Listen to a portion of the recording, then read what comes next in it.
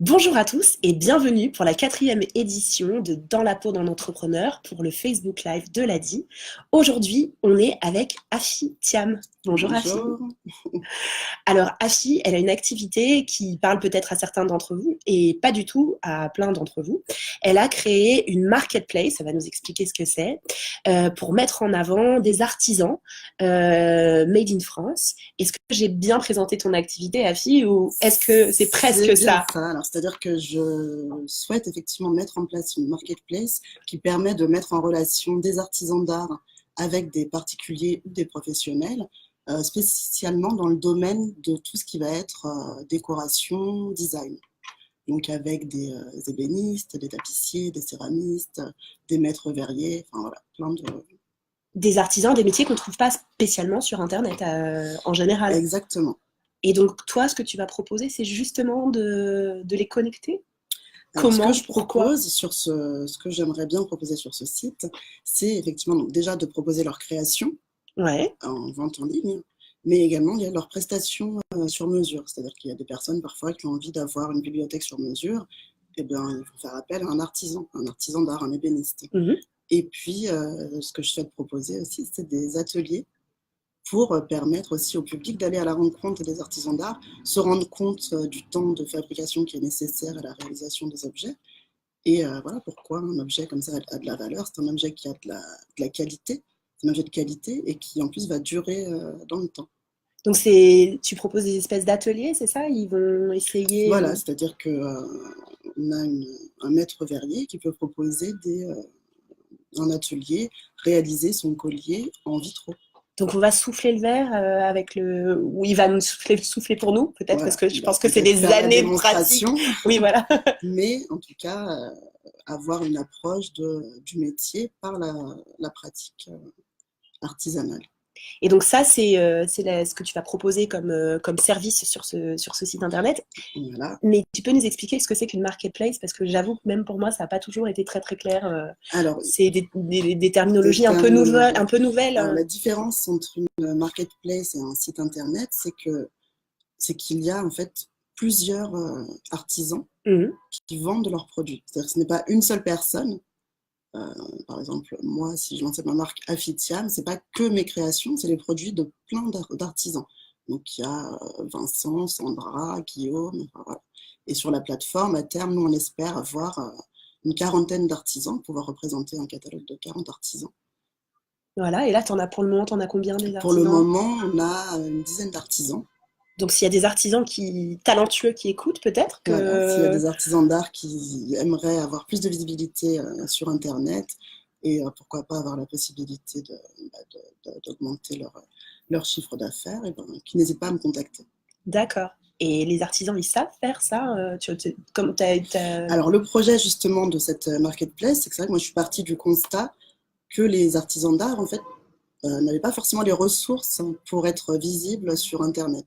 Ils n'ont pas forcément les outils pour, euh, pour prendre en fait ce virage numérique. Bah, c'est ça, ils sont pas derrière un ordi toute la journée Voilà, comme moi, par exemple. Donc, exactement. c'est un. Voilà, à part aller liker sur Facebook, c'est vrai que c'est autre chose Voilà, ensuite. donc je voulais leur proposer cette vitrine où effectivement bah, ils peuvent proposer toute une palette en fait, de ce qu'ils font, c'est-à-dire ils font de la création, mais ils font aussi du sur-mesure, ils font des ateliers, enfin voilà, il y a vraiment toute une déclinaison. Et c'est vrai que pour eux, voilà, c'est une réelle opportunité en fait Internet de ne pas laisser mourir en fait les artisans d'art. C'est quoi la motivation en fait des artisans que tu allais rencontrer, qui t'ont fait confiance pour aller sur cette Alors marketplace? généralement justement ce qui les intéresse, c'est que bah, ils sont pas forcément connus en fait. C'est-à-dire qu'ils ont besoin d'avoir une plus grande visibilité. C'est-à-dire que moi, non, je vais parler de moi un petit peu. Oui, Moi en fait j'étais styliste initialement. Et d'accord. c'est vrai que quand je travaillais toute seule dans mon atelier et c'est pas forcément facile de se faire connaître. Donc ou alors il faut passer beaucoup de temps dans la communication, la commercialisation. Enfin voilà, c'est pas quelque chose d'évident, c'est pas donné à tout le monde. C'est un autre métier en Voilà, fait. c'est un autre métier exactement. Donc c'est vrai que pour l'artisan, ben, ça permet de se libérer de tout ça, du côté communication commerciale, en s'appuyant sur des marketplaces. Et généralement, d'ailleurs, il y a certains artisans qui ont leur propre site internet, mais ça n'empêche pas qu'ils soient également présents sur d'autres sites, parce que ça permet d'avoir encore une plus grande visibilité sur internet. Donc tu remplaces pas, tu renforces leur dispositif de communication, c'est ça? Exactement. Et quand tu es allé voir ces artisans, comment ils ont reçu ta proposition? Est-ce qu'ils ont été enthousiastes ou est-ce qu'il y a des freins? Parce que c'est pas Alors, vraiment leur généralement, univers. ils étaient plutôt enthousiastes et parfois, ceux qui avaient des freins par rapport à la peur de la copie. Comme au début de l'internet, tout le monde avait peur que tout le monde se copie. Mais moi, ce que je leur dis, c'est qu'en fait, une création, elle est particulière. C'est-à-dire qu'on ne peut pas en fait reproduire la même chose. C'est pas la même façon de travailler l'objet, de travailler la matière. On n'a pas la même projection de l'objet une fois qu'il sera réalisé. Donc en fait, il n'y a pas vraiment de copie. Pour moi, ça n'existe pas. C'est une fausse peur, tu penses que... Oui. Oui, c'est important à retenir, hein. Donc si vous êtes artisan et que vous avez peur, effectivement, ça m'est arrivé de rencontrer des créatrices de bijoux dont on ne voyait pas, qui font des choses magnifiques, et impossible de trouver sur leur page Facebook, par exemple, ce qu'elles font. Et elles m'ont dit, j'ai peur des copies. Mais effectivement, Oui. c'est des heures et des heures de travail, et ces heures et cette méthode, c'est elles qui la maîtrisent. C'est ça. Mais du coup, en fait, en faisant ça, en fait, on se tire une balle dans le pied en ayant peur toujours des copies, parce que finalement, son travail n'est pas visible. Oui, c'est ça. Et puis on peut vous copier aussi en achetant votre bracelet, par exemple, voilà, et en le refaisant à la maison. De toute façon, il peut effectivement copier. Enfin, on voit bien le problème des contrefaçons. Des contrefaçons, voilà. Merci. Mais effectivement, ça, c'est une première peur peut-être qu'ont beaucoup de gens qui ne sont pas familiarisés avec les réseaux sociaux et cette exposition qui a l'air un peu incontrôlable, elle est vécue comme incontrôlable quand on ne maîtrise pas bien l'outil. C'est une première peur déjà peut-être à faire tomber, et donc c'est important d'avoir ce retour. Et c'est le seul frein qu'ils avaient? Généralement, c'était plutôt ça, ou alors c'était la nouveauté. Ils n'osent pas passer au numérique. Pourquoi ils préfèrent n'osent pas travailler passer au encore de numérique? manière un peu, on va dire, classique, travailler avec des galeries ou des architectes, parce qu'ils se disent que c'est compliqué de gérer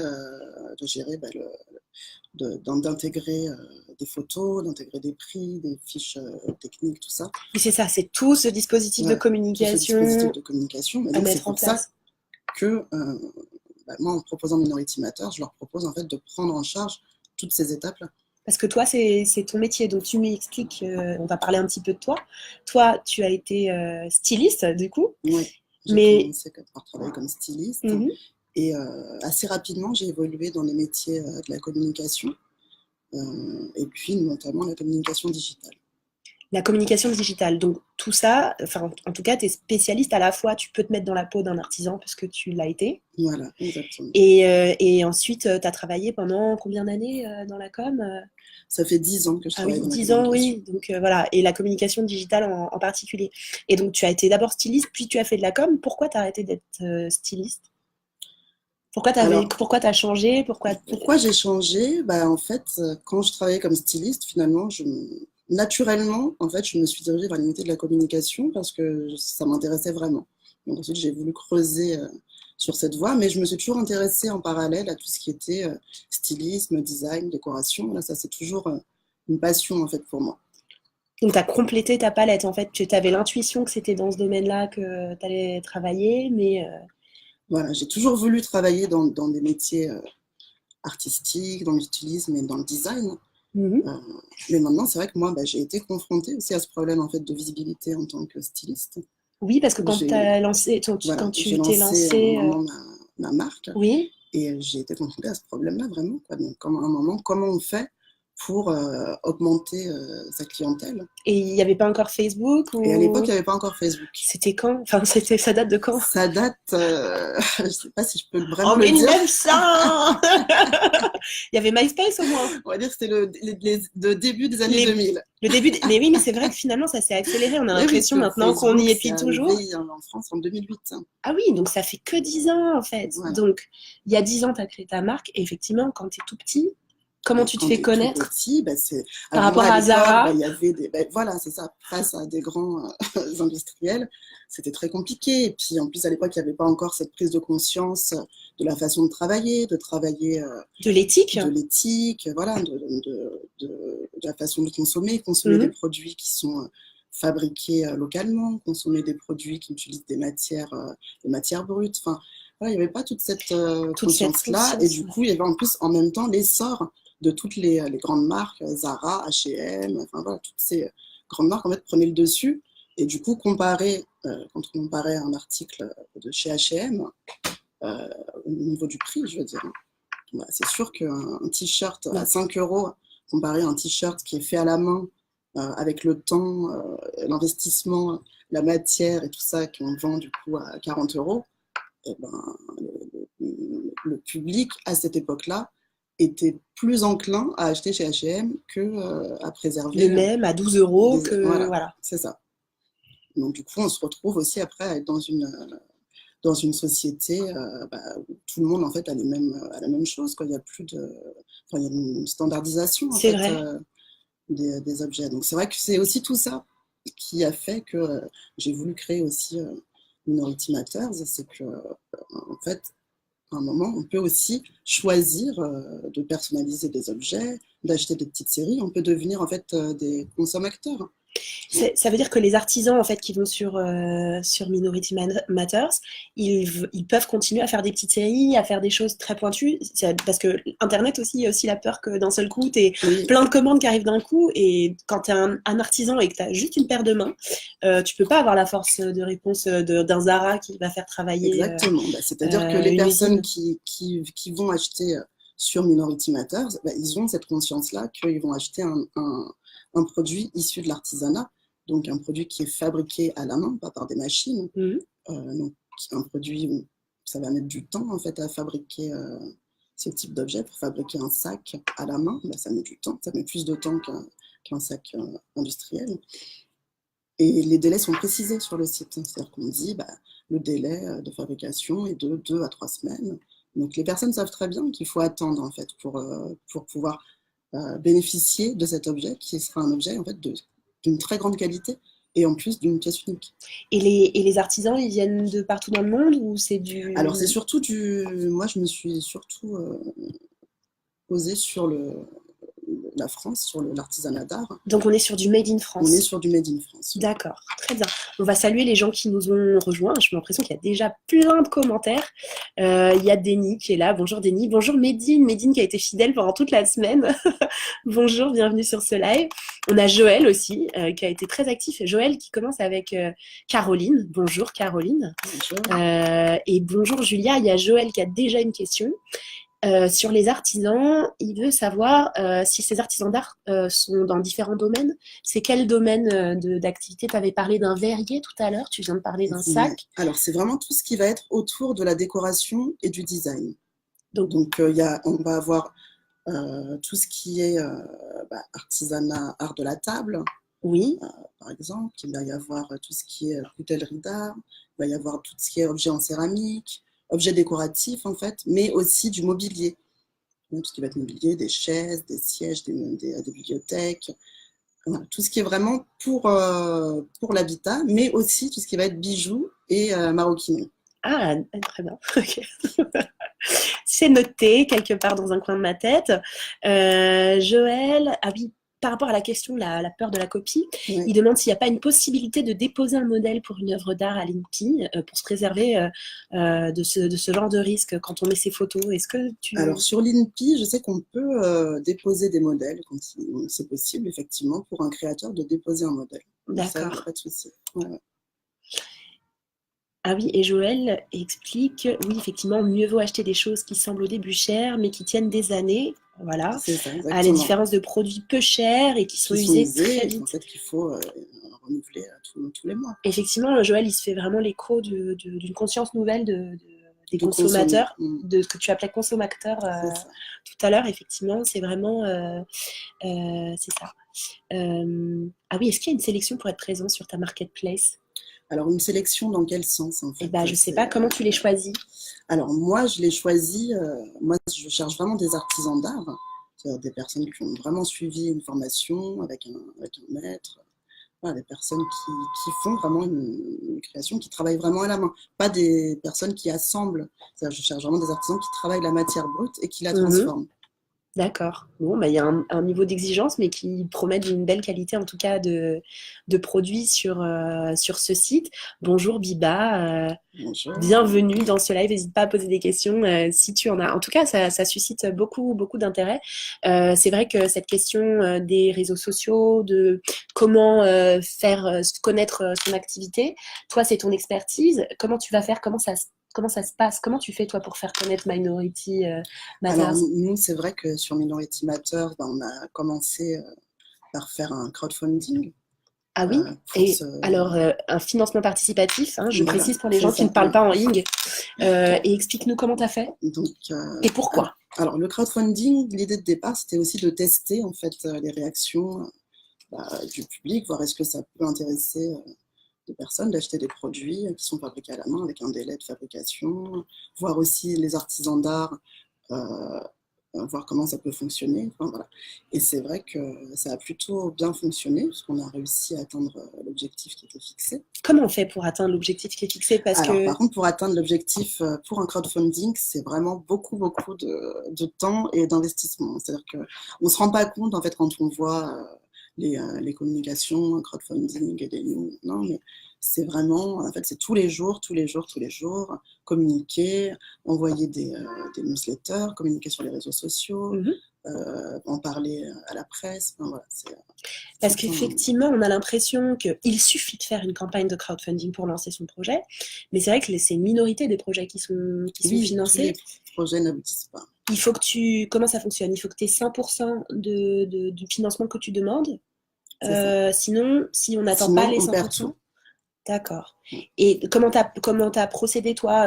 Tu t'as commencé avec tes proches ou comment t'as réussi à toucher des gens qui n'étaient pas tes amis, ta maman, Alors, ta tante? généralement, oui, généralement, c'est le premier cercle de proches. Donc, il va y avoir les amis, la famille, et puis Mhm. après, c'est le cercle élargi, les amis d'amis.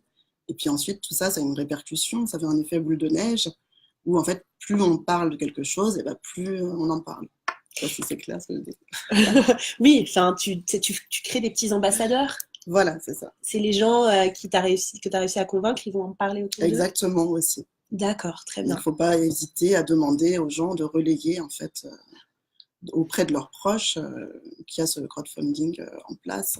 Mais bon, s'il y a des artisans qui ont besoin de conseils sur le crowdfunding, moi, je me ferai un plaisir de les C'est conseiller. c'est super sympa en tout cas, tout ça. Ouais. Et donc toi, ton crowdfunding, tu l'as fait pour financer quoi? Pour faire connaître, pour tester l'idée. Ouais. Mais parce que je sais que tu as fait un crowdfunding, mais tu as fait aussi un microcrédit, elle a dit. C'est quoi la différence? Parce que le crowdfunding, ça met peut-être un peu de temps à arriver. Comment ça se Alors, le passe? microcrédit, c'était vraiment pour initier le projet de départ Mhm. auprès de l'ADI. Le crowdfunding, c'était vraiment plus pour tester l'idée, tester le projet. Donc, tu as fait le microcrédit avant le crowdfunding. J'ai fait le microcrédit avant le crowdfunding. Le microcrédit, c'était quoi? C'était pour le site? C'était pour le site, c'était pour pouvoir faire des photos, c'était Des belles pour... photos pro, voilà, etc. c'était pour voilà, tous les premiers frais, en fait, quand on débute une activité, il y a toujours un peu de matériel. C'est quoi le matériel pour ta marketplace? C'était quoi? Alors, le matériel dont j'avais besoin, au départ, il faut... en fait, j'avais besoin de conseils. C'est-à-dire qu'en fait, quand on démarre en tant qu'entrepreneur, Mhm. c'est toujours bien de s'entourer. En fait, il ne faut jamais être seul. Parce que quand on est seul, finalement, on tourne en route. Enfin, c'est mon sentiment, mon Mais expérience. c'est très vrai, c'est d'ailleurs pour ça que l'ADI propose aussi un accompagnement. Je ne sais pas si c'est de cet accompagnement que tu fais allusion Ouais. ou si tu es allé chercher un accompagnement ailleurs. Alors, il y a tout ce qui est accompagnement juridique, c'est-à-dire qu'il y a toute une préparation pour pouvoir créer la société, pour pouvoir, pour une marketplace, rédiger les conditions générales de vente, Ah les oui. contrats avec les artisans. Enfin voilà, en fait, il y a plein de dépenses au départ auxquelles on ne pense pas forcément, mais Et donc ça t'a permis de financer ces conseils un peu ça pointus. m'a permis de financer tout ça et d'avoir des vrais documents ensuite. Et puis après, il y a tout ce qui est communication, avoir des documents de communication pour mes démarches commerciales en fait. Quand je vais voir un artisan, bah, je peux lui laisser une plaquette. Là, pareil, quand je démarche auprès de particuliers, pouvoir représenter des documents concrets. Mais tu as une démarche extrêmement construite, alors qu'en fait, bon, bah, tu es passé d'une expérience d'entrepreneur qui s'est soldée un petit peu par un échec. Ensuite, tu as été salarié. Et comment tu as construit cette assurance quand même qu'on sent en toi en tant qu'entrepreneur? Comment tu as fait? Tu t'es formé? Tu t'es fait accompagner? Ou est-ce que c'était juste parce que c'était le bon moment et d'un seul coup, tu as Alors, je pense que une j'étais très énergie qui s'est motivée. libérée? J'étais très motivée parce que c'est vrai que bon, moi, je suis maman de 3 enfants. Et c'est vrai Ça ne se voit pas. à la troisième petite qui est arrivée, euh, j'avais envie de travailler différemment, en fait. J'avais envie de pouvoir gérer mon temps Mhm. différemment. Je pense qu'on peut être très productif, en fait, en travaillant moins d'heures par jour, mais de manière plus énergique. Et voilà, pouvoir gérer son emploi du temps pour aussi allier sa vie professionnelle avec sa vie familiale. Donc, c'est vrai que c'est une grande motivation. La deuxième motivation, c'était bah, de pouvoir aussi me retrouver dans ce que je fais, pouvoir retrouver, allier en fait tout ce qui était lié au stylisme, au design, à la communication, parce que finalement, c'est mes deux, Réconcilier tes voilà, deux intérêts. réconcilier mes deux intérêts, exactement. Et ça, tu n'aurais pas pu le faire salarié. Et salarié, non, j'ai jamais pu le faire. Voilà. Donc, du coup, je me dis, bah, c'est un bon moyen de m'épanouir. Et en plus, tout ça, de pouvoir l'inscrire aussi dans une démarche qui est sociale et solidaire pour les artisans d'art, c'est-à-dire aussi bah, travailler sur l'emploi local, travailler sur la création d'emplois, travailler sur notre façon de consommer différemment. Enfin voilà, j'avais envie d'allier tout ça. Et Et effectivement, il voilà. n'y a pas de fiche de poste qui allie tout ça. Non, Donc, tu as dû créer ton métier, ton métier de rêve n'existait pas. mon métier de rêve n'existait pas et j'essaye de le construire au jour le jour. Et c'est intéressant. Ce qui est intéressant dans cette démarche quand on a envie de devenir entrepreneur, c'est que, en fait, on part d'une idée et cette idée n'arrête pas d'évoluer au fur et à mesure. Et c'est ce qui est bien, en fait. C'est-à-dire qu'en fait, un projet ne doit jamais rester statique. Oui, et puis ça, comment dire, ça permet de se relâcher, cette idée, le fait de ne pas avoir tout bon, de ne pas savoir tout de suite toutes les étapes. C'est aussi quelque chose qui dédramatise un petit peu. Ça dédramatise et puis ça permet pour l'entrepreneur d'être toujours créatif, en fait. Et je pense que c'est important de garder ça aussi en tête. Très bien. Jamais à s'arrêter sur ah bon, voilà, mon idée c'est ça, je vais pas changer. Et même si on me donne en face d'autres conseils, non, non, surtout pas. Je pense il faut prendre tout ce qu'on entend, tout ce qui est autour de nous. Qu'est-ce qui fait évoluer ton projet à toi? Alors moi, ce qui a fait évoluer mon projet, c'est les erreurs que j'ai commises au départ. Non mais sérieusement. Ça aussi, ça dédramatise. Explique. Il faut que tu nous en dises plus. Par contre, tu ne peux pas rester là-dessus. Les erreurs que j'ai commises au départ, c'est par exemple de faire confiance trop facilement parce qu'on nous a recommandé quelqu'un, un proche nous recommande, je vais parler concrètement, moi un proche m'a recommandé un développeur, Mhm. donc j'ai fait confiance parce que c'était un proche, mais en fait, quand on est entrepreneur, je pense qu'il ne faut pas avoir de sentiments. Oui, en tout cas, sur En tout ce cas, genre de sur joie ce... stratégique, il ne faut pas que ce soit Voilà, le neveu de. voilà. C'est pas parce que c'est le neveu ou l'ami d'eux qu'il faut être moins vigilant ou peut-être moins strict. Ou, voilà, c'est-à-dire qu'il faut rester, garder le cap sur le fait qu'on a un projet et qu'on a envie qu'il aboutisse. Et que pour ça, donc, il faut être accompagné en fait, des meilleures personnes, en tout cas des personnes qui vont correspondre à notre façon de travailler et d'avancer. Donc ça, c'est la première chose. Ça, c'est la première erreur. Ouais. Il y en a eu d'autres. Et ensuite, les autres erreurs, c'est de vouloir tout de suite commencer grand. C'est-à-dire que, en fait, non, on est petit quand on commence en tant qu'entrepreneur, enfin, sauf si on fait partie de la famille Sédou, mais ce n'est pas mon cas. Donc, commencer par des petites versions test de son projet et avancer petit à petit, faire grossir son projet au fur et à mesure. Et ça permet de mieux gérer aussi son budget, finalement, Mhm. quand on commence par des petites versions test, plutôt que de tout de suite tout investir dans un projet énorme qui, en fait, pour lequel en fait on aura raté des étapes. C'est intéressant ce que tu dis parce que finalement, les créateurs d'entreprises qui sont financés par l'ADI, c'est des microcrédits qui vont jusqu'à 10 000 euros. Je ne sais pas combien toi, tu as investi dans ton projet au départ. Moi, j'ai eu la chance de pouvoir bénéficier d'un prêt de 8 000 euros. Oui. Et j'ai investi au départ pour le site 3 000 euros. D'accord. Mais j'aurais pu investir moins. Donc c'est pour ça que je dis que c'est c'était là une erreur. Où tu t'es un peu loupé. Voilà. Et qu'est-ce que tu ferais aujourd'hui par rapport à ce sujet-là pour quelqu'un qui se pose la question aujourd'hui? Donc lui dire de ne pas faire bosser le neveu de quelqu'un qu'il aime bien parce que, pour le faire plaisir. En tout cas, de bien poser, en tout cas bien mettre à place que ce qu'on est capable de faire. En fait, on est capable de faire beaucoup plus que ce qu'on croit, surtout quand on est au départ tout seul à la création d'entreprise. Donc pouvoir faire le maximum de choses tout seul et déléguer vraiment les choses où on est sûr qu'on n'a pas le temps de le faire ou qu'on ne sait pas le faire. Mais du coup, essayer de le déléguer à des personnes qui sont déjà très compétentes, mais qui en plus sont intéressées par ce projet. Oui, il faut essayer de trouver des gens qui vont tomber amoureux de ton projet. Aussi, je pense que c'est Qui important. vont être des alliés, en fait. Qui vont être des alliés, voilà. Donc c'est pas juste qu'ils soient bons techniquement. Voilà, c'est-à-dire des personnes avec qui on peut être amené à retravailler plus tard. Donc c'est vraiment se constituer ce réseau-là. C'est ça, essayer déjà de se constituer ce réseau-là dès le début. C'est pas facile. Il y a d'autres erreurs que tu éviterais aujourd'hui? Je pense que c'est les deux principales erreurs. C'est pas mal déjà, ça aiguille pas mal. Puis aussi dans ce que tu dis, moi, il y a quelque chose d'intéressant que je retiens et qui est une idée reçue, c'est que la création d'entreprise, c'est tellement prenant que pour une femme avec gérer des enfants, etc., c'est compliqué parce qu'on peut pas être entrepreneur à mi-temps. Cette semaine, l'ADI prend la parole sur la création d'entreprise au féminin et on se rend compte que les femmes, elles ont autant envie de se lancer que les hommes. Oui, mais il y a un entrepreneur sur 3 seulement qui est une femme. Ah oui. Oui. Et donc, on essaye d'identifier ces freins, on essaye de les lever. Et toi, ce que tu expliques, et je trouve que c'est intéressant dans ton parcours, c'est que c'est finalement le fait d'avoir un 3e enfant où là où on se dit, bon, on se met à 80%, on reste salarié, etc. Toi, tu te dis, ben non, Oui, moi, j'ai plus envie de donner mon savoir aux autres, en fait. J'ai envie que ça soit bénéfique. J'ai envie que ce soit bénéfique pour moi et pour d'autres.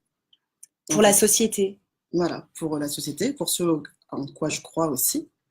Et plus, en fait, j'avais l'impression de me sacrifier, moi, en fait, en étant salariée.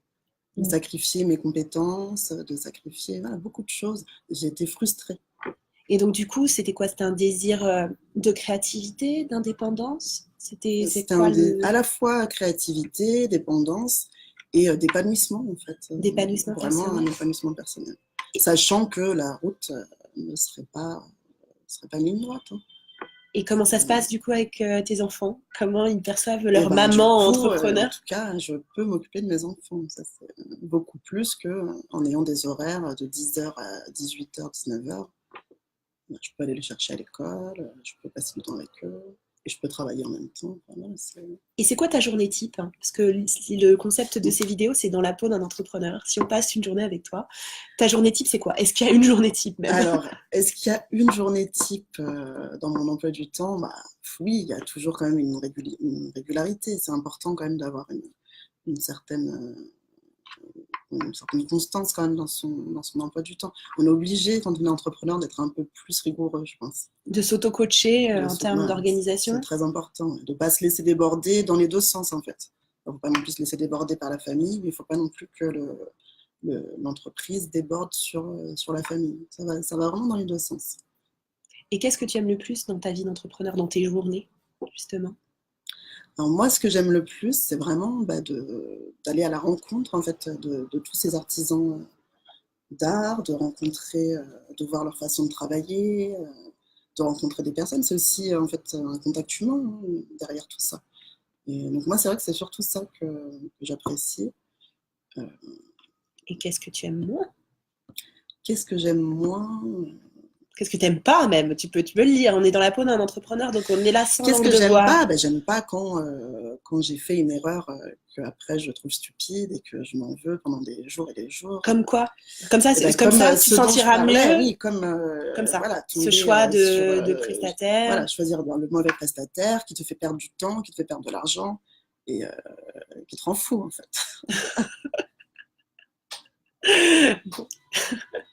Mais tu t'es pardonné là, c'est bon, ton site il va bientôt Alors le sortir. site va Où est-ce que bientôt. tu en es en fait de ton activité? Alors là, j'ai déjà commencé à mettre en place des ateliers. On fait déjà des coachings de stylisme d'intérieur. C'est quoi un coaching de stylisme d'intérieur? Alors, c'est-à-dire qu'on se rend chez un particulier ou un professionnel et on est vraiment à son écoute sur son projet, qui est soit un projet d'aménagement, d'ameublement, ou par exemple quelqu'un qui veut faire un événement, un mariage ou quelque chose comme ça, et ben, qui fait qu'il y a besoin d'avoir une décoration particulière, et ben, voilà, on peut Ou l'aider là-dessus. aménager un petit espace de vente Ou aménager un tu peux petit faire ça espace de aussi? vente. Voilà, on travaille avec des particuliers ou des professionnels. Donc ça, c'est déjà en place. Le site est en développement, il sera en ligne d'ici la fin de l'année. C'est là où on a pris un petit peu de retard sur le site, mais Voilà. l'activité elle a déjà Mais commencé. l'activité a déjà commencé. Au moins sur cet aspect de coaching en stylisme, c'est ça. Voilà, de coaching, Et t'avais pas exactement. un petit quelque chose à Et proposer à ce d'ailleurs, oui, je sujet? voulais proposer à ceux qui nous regardent un petit diagnostic gratuit pour tous leurs projets. Justement, s'ils ont des projets d'aménagement, d'ameublement, s'il y a des événements à venir, eh ben, je peux venir les conseiller. Et comment ils font? On a un Vous me lien contactez soit via Messenger, sur la page Facebook de Minority Matters. qui est dans le lien intro. Enfin, on a mis le lien dans l'intro de ce live. Voilà. Soit par mail, vous pouvez aussi me contacter par mail sur mif comme Made in France, .minority, minority, @gmail.com. Voilà. Et donc, si vous voulez gagner, c'est ça, 1 heure de coaching. Exactement. C'est un joli cadeau quand même, en tout cas. Et puis l'occasion aussi de découvrir peut-être. Et l'occasion de découvrir les artisans avec qui je travaille. Exactement. Super. Écoute, attends, je vois des petits messages. Ah oui, il y a Julia qui te demandait ce que tu faisais juste avant de créer ta boîte. C'était quoi ton métier exactement? Alors, juste avant de créer ma boîte, j'étais chargée de communication. Et donc, elle te demande si créer ta boîte a permis de mieux gérer le temps. C'est ce que tu disais? Tu gères mieux ton temps? Je gère mieux mon temps, ou en tout cas, j'ai pas de contraintes extérieures. Donc, pour vie pro, vie perso, aujourd'hui, entrepreneur par rapport à salarié, tu dirais qu'il n'y a pas photo ou il y a des petits bémols? Alors après, chacun voit midi à sa porte. Moi, je suis arrivée à là, j'ai fait ce parcours-là parce que j'ai 3 enfants, parce que j'aime bien tout ce qui est artistique et que j'avais envie de l'allier à la communication et aussi à un projet social solidaire. Mais voilà, tout le monde n'a pas envie de ça. Il y en a plein qui ont au contraire envie de sécurité donc en fait, je pense qu'il faut surtout s'écouter En effet. et voilà, vivre par rapport à son instinct.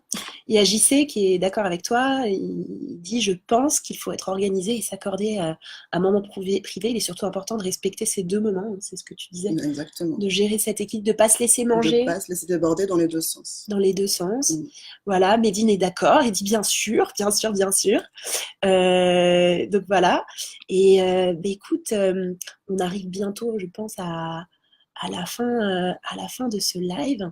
Et j'ai quand même envie de te demander d'envoyer un message aux femmes peut-être qui nous regardent et qui hésitent à se lancer encore, qui ont encore cette petite voix en elles qui leur dit bien souvent: non mais c'est galère, c'est compliqué. C'est compliqué, cette phrase qui ne veut rien dire et qui veut tout dire en même temps. C'est-à-dire qu'on peut voir le verre à moitié vide ou à moitié plein. C'est en fait ce que je me suis dit aussi. À un moment, je me suis posé cette question. Oui, mais non, c'est compliqué, j'ai peur, j'ai besoin d'avoir des revenus réguliers. Et finalement, moi, c'était plus fort que moi. Je ne pouvais plus en fait retourner dans l'entreprise. Et donc, j'ai vu les choses différemment. Je me suis dit, ça va être bien, en fait, et je vais y arriver. Donc, c'est un état d'esprit C'est aussi un état d'esprit, à un cultiver. moment, à switcher dans son cerveau et se dire qu'en fait, ça va être super, parce qu'en fait, ça va être un plus pour nous. En tout cas, Médine est d'accord avec toi. Il te dit belle routine. Bah, merci Médine. En tout cas, merci beaucoup Afi pour ton témoignage hyper Merci riche. Tu nous as Christelle. donné des conseils pour faire une campagne de crowdfunding, pour bien choisir et surtout pas mal choisir un prestataire. Tu nous as parlé de ta passion pour l'artisanat d'art Made in France. Voilà, je pense qu'il y a plein de choses dans le vécu personnel d'Afi et en même temps dans les conseils qu'elle a pu nous donner sur les erreurs et les bons choix qu'elle a fait dans la création et le développement de son entreprise qui pourront, je l'espère, débloquer des petits freins chez vous ou vous donner des belles idées. Je vous remercie beaucoup Merci. de votre attention et on se retrouve demain pour un dernier live des Rendez-vous de l'Adi où on va parler de développer son entreprise sur Internet avec 2 expertes d'AXA. Donc j'espère que vous serez nombreux à nous suivre. Merci beaucoup. Oh, une dernière question. Oui, JC, le prochain live, c'est demain. On vous souhaite à tous une excellente journée. Merci beaucoup et à très Bonne journée, bientôt. au revoir. À demain, JC.